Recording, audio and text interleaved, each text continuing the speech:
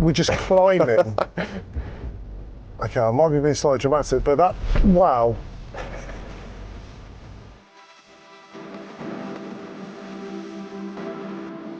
Right, so we're off-roading today. Yep. Have you off-roaded before? I haven't, no. Okay. Let's see how it goes. Keep your fingers crossed then. Mate. It's not Mate.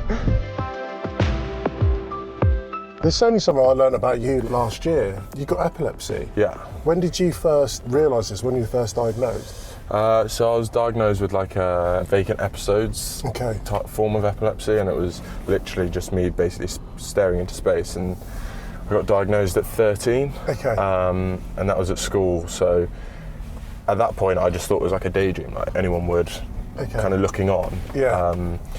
But as kind of you go through things in class and read stuff out of a book, and then these things happen and you just completely zone out. Oh really? So you could be in the middle of reading? Literally, you know when you're young and you follow the book along and everyone's listening in the class, I remember once just reading and then just stopping, and the teacher was like, carry on, and I was like out for it for a good 10 seconds, and then they're like, carry on, I was like, with what? And then I went, oh yeah, and then it clicked back to me. Okay. And then at that point, that's when I went, no, something's not right here. And they actually didn't diagnose me at the start. They were like, no, I think he's just a dreamy kid. Okay. Yeah, we'll just go into this swamp. Yeah, right. Yeah.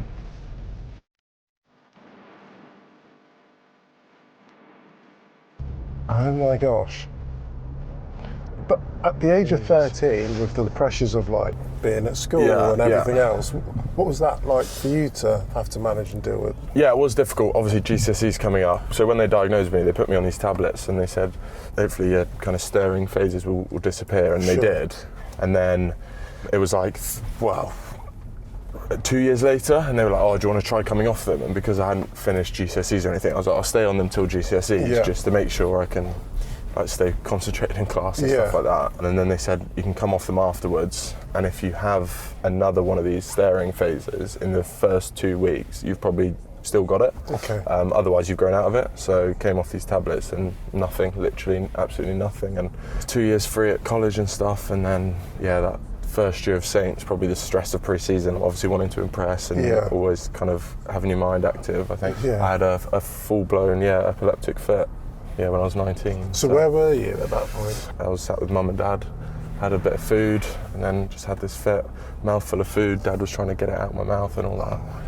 Yeah, it was pretty bleak. I mean, for me, it was like 5 seconds of like hell, pretty much, of feeling like you're going unconscious and everything's seized up and you can't breathe, to then you're obviously unconscious, and then it's everybody else watching on is probably the hardest part. Yeah, I'd imagine that'd be fairly traumatic to be able to watch. And then obviously realising what it was meant for kind of my rugby, if I could play rugby again, that was the main concern. Was that a conversation?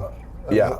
Okay. Yeah, big time. As soon as I woke up from it, that was like my first question apparently. And really? Mum was like, what are we going to do? And I remember calling up Mark Hopley, our academy coach at the time, and he was just really good, got us in touch with the relevant people, the doctors, and and then it was all pretty positive of where we went next, and it was quite clear. And and the rest is history really. And are there things that could trigger epilepsy? For me, well, I think it's the lack of sleep, alcohol. It's not the lights, so obviously everyone associates epilepsy with lights. Same, because I thought Friday Night Lights at Saints. I was like, and you saw the one bloody when we did the light show, I was thinking, hang on, I'll just stay in for a bit until it's over.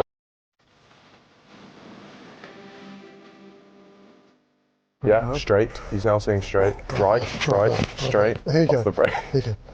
Perfect, straight. Tommy. Oh my gosh.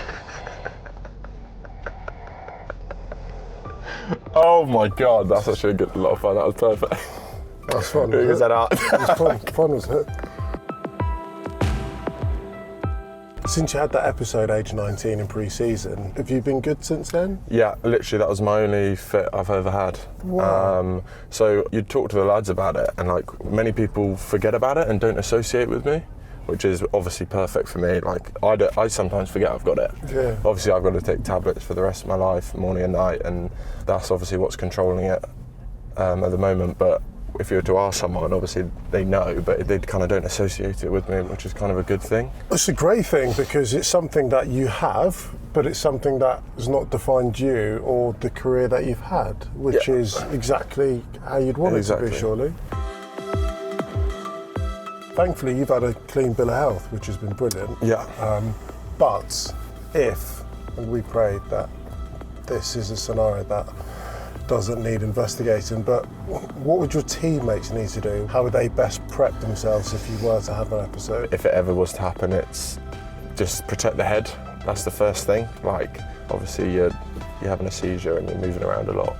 So I think it's kind of getting your head, like, not banging against any concrete or any walls or anything like that. But then it's just about getting a doctor in there as quick as possible, really, and letting them do what they're good at.